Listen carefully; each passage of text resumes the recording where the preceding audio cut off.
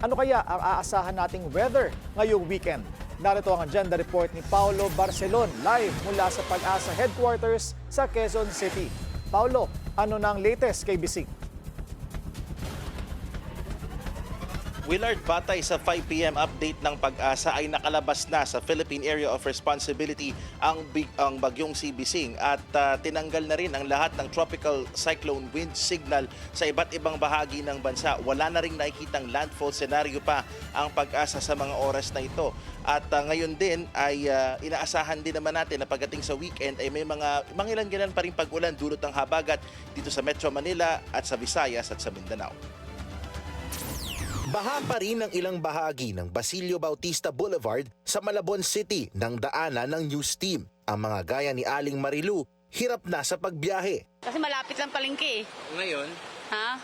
Matagal kasi yung mga nakaharang ng mga sasakyan. Inaasahan naman ang mas malalakas na pag-ulan sa ibang bahagi ng bansa, gaya ng sa Ilocos Region at Batanes. The last 3 days, nag-uulan na sa ilang bahagi ng Northern Central Zone. At kung mag-uulan pa, posible pong may mga bahaging kalupaan na malambot na, lalong-lalo po yung malapit sa mga paanan ng bundok.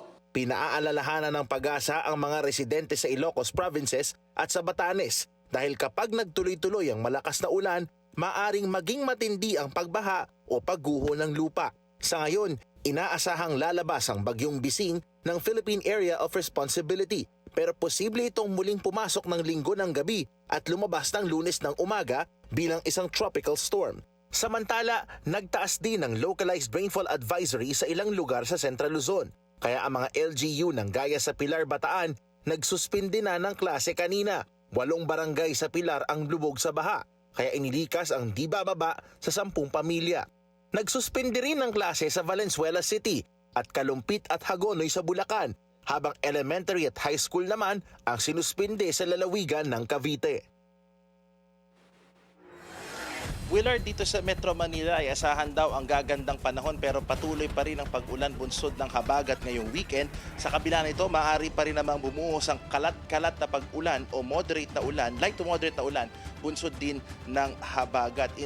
Overall, ay medyo nakikita natin na sa iba't ibang bahagi ng bansa, batay sa 5 p.m. forecast kanina, may mga pag-ulan pa rin nga dulot ng habagat, katulad na lamang sa Metro Manila, sa Baguio, sa Legazpi at sa iba't ibang bahagi ng Visayas at Mindanao. Balik sa iyo, Willard.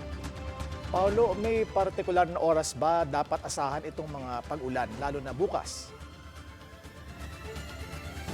Usually, Willard, kanina nabanggit ni Pag-asa weather forecaster Benny Estarehan na sa mga bandang pahapon yan, aasahan yung mga pag-ulan. So kung may mga kababayan tayong nanonood at nakikinig sa atin na nagbabalak magbiyahe, ay siguruhin nyo ng planuhin ang inyong mga trips, especially sa mga gustong pumunta sa beach. So di kayo mag-travel. Usually morning, medyo maayos-ayos ang panahon, pero magdala pa rin ang inyong mga gamit pang ulan, especially pagdating sa hapon, Willard. In base doon sa image, Paulo, may namumuong cloud clusters sa eastern part ng Philippine Area of Responsibility. Posible bang masundan agad ng isa pang bagyo si Bising? So far, Willard, batay sa mga forecast na nakita natin sa Pag-asa, medyo mahina pa itong cloud cluster. Wala pang sa ngayon na nakikitang posibleng sumunod na bagyo, pero patuloy ang ating monitoring, maging ang monitoring ng Pag-asa sakaling may mauulit na sama ng panahon. Balik sa iyo, Willard. And Paulo, may inaasahan ba tayong monsoon break?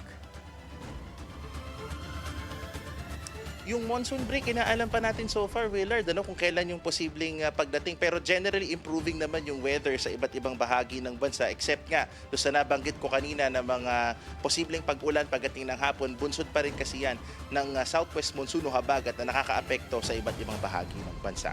Willard? Okay, maraming salamat. Paulo Barcelon, nag-uulat live mula sa Pag-asa.